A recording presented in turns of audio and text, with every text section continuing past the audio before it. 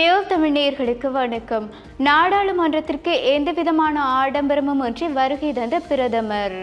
மன்னார் வைத்தியசாலைக்கு முன்பாக நடந்த ஆர்ப்பாட்டம். வன்முறையை தூண்டும் வகையில் செயற்பட்டவர்களை கைது செய்ய நடவடிக்கை. 70 வயது பூர்த்தி செய்தவர்களுக்கு மகிழ்ச்சியான தகவல். நேற்றைய தினம் இடம்பெற்ற 10வது நாடாளுமன்ற கூட்டத்தொடரில் கலந்து கொள்வதற்காக பிரதமர் ஹருணி அமரசூரிய வருகை தந்த வேளை எந்தவிதமான ஆடம்பர வரவேற்புமின்றி சாதாரணமான முறையில் வரவேற்கப்பட்டுள்ளமை தொடர்பாக செய்திகள் வெளியாகியுள்ளது.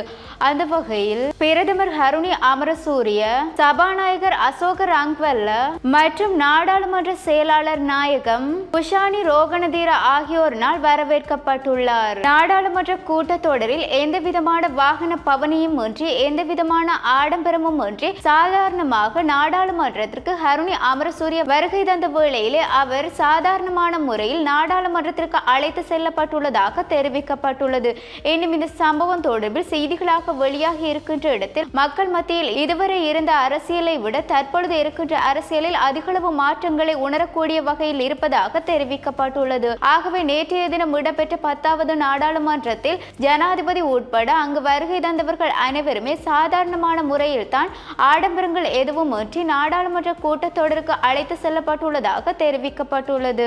மன்னார் பொது வைத்தியசாலையில் பிரசவத்திற்காக அனுமதிக்கப்பட்டிருந்த திருமணமான இளம் தாயும் சேயும் உயிரிழந்த சம்பவம் தொடர்பில் நேற்று முன்தினம் பொதுமக்களினால் மன்னார் பொது வைத்தியசாலைக்கு முன்பாக நின்று போராட்டம் மேற்கொள்ளப்பட்டுள்ளது. இந்த ஆர்ப்பாட்டத்தின் போது மக்களை வன்முறைக்கு தூண்டிய செயலில் ஈடுபட்டவர்கள் தொடர்பில் அறிந்து அவர்களை உடனடியாக கைது செய்யும் நடவடிக்கைகளில் போலீசார் ஈடுபட்டுள்ளதாக தெரிவித்துள்ளனர். எனினும் இந்த சம்பவம் தொடர்பில் மேலும் தெரிவிக்கையில் கடந்த 19ஆம் திகதி மன்னார் பொது வைத்தியசாலையில் பிரசவத்திற்காக அனுமதிக்கப்பட்ட இளம் தாய் மற்றும் சேயும் உயிரிழந்துள்ளதை அடுத்து மன்னார் வைத்தியசாலையின் கவனக்குறைவு காரணமாகத்தான் இந்த சம்பவம் இடம்பெற்றுள்ளதாக மக்கள் குற்றம் சுமத்தியுள்ளதை அடுத்து மன்னார் பொது வைத்தியசாலைக்கு முன்பாகவே ஆர்ப்பாட்டத்தினை மேற்கொண்டுள்ளனர். இதன்போது போலீஸ் அதிகாரிகள் குறித்த ஆர்ப்பாட்டத்தை கட்டுப்பாட்டுக்குள் கொண்டுவர முயற்சித்த வேளையிலும் அவர்களினால் முடியாமல் போயுள்ளதை அடுத்து ஆர்ப்பாட்டத்தை நிறுத்தும் போலீஸ் அதிகாரிகளை சம்பவ இடத்திற்கு அழைத்து அவர்கள் மூலமாக செய்யப்பட்ட வேளை மக்களினை கட்டுப்படுத்த முடியாமல் போயுள்ளதாக தெரிவிக்கப்பட்டுள்ளது. இன்னும் இந்த சம்பவத்தில் மக்களுடன் சேர்ந்து வன்முறையை தூண்டும் வகையில் செயற்பட்ட நபர்களையே இனம் கண்டு கைது செய்ய உள்ளதாகவும் மேலும் குறித்த சம்பவத்தின் போது மன்னார் வைத்தியசாலையின் கண்ணாடிகள் உடைக்கப்பட்டுள்ளதாகவும் அது மட்டுமல்லாது போலீஸ் அதிகாரிகள் மீது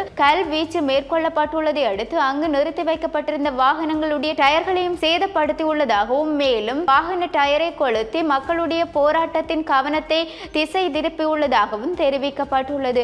எனும் இந்த சம்பவத்தில் மக்கள் போராட்டத்தை முன்னெடுத்த போதும் அவர்களுடன் சேர்ந்து போராட்டத்தில் ஈடுபடாது அதனை வன்முறையாக கொண்டு செல்ல முற்பட்டவர்களை வைத்தியசாலையில் பூட்டப்பட்டிருந்த சிசிடிவி கேமரா உதவியோடும் மற்றும் அந்த ஆர்ப்பாட்டத்தின் போது எடுக்கப்பட்ட காணொலிகளையும் ஆராய்ந்து இவ்வாறான சம்பவங்களுடன் தொடர்புடைய நபர்களை கைது செய்யும் நடவடிக்கைகளில் போலீசார் ஈடுபட்டு வருவதாக தெரிவித்துள்ளனர். எனும் இந்த சம்பவமானது மன்னார் பொது வைத்தியசாலையில் உயிரிழந்த தாய் மற்றும் சேயுடைய நீதியை கோரிய மக்கள் இந்த ஆர்ப்பாட்டத்தில் ஈடுபட்டிருந்தமையும் குறிப்பிடத்தக்கது.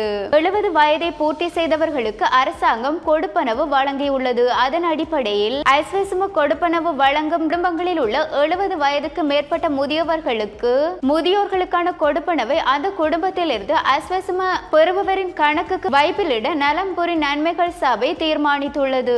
நலன்புரி நன்மைகள் சபை வெளியிட்டுள்ள அறிக்கையிலே இந்த விடயம் குறிப்பிடப்பட்டுள்ளது. மேலும் முதியோர் கொடுப்பனவு பெறும் முதியோர்கள் 3000 ரூபாய் கொடுப்பனவு இந்த மாதத்தில் இருந்து அஸ்வஸ்மா பெறுபவருடைய கணக்குக்கு மாற்றப்படும் என்றும் இது இவ்வாறு தீர்மானிக்கப்பட்டுள்ளதாகவும் அறிவிக்கப்பட்டுள்ளது. 70 வயதை பூர்த்தி செய்த முதியவர்கள் அவர்களுடைய கொடுப்பனவை வழமை போல அஞ்சல் அலுவலகத்தின் ஊடாக பெற்றுக்கொள்ள முடியும் என்றும் அறிவிக்கப்பட்டுள்ளமையும் குறிப்பிடத்தக்கது. இவ்வாறு எங்களுடைய செய்திகளை அறிவதற்கு www.tamil24.7.com எனும் இணையதளத்தின் ஊடாக பிரவேசியுங்கள். வணக்கம்.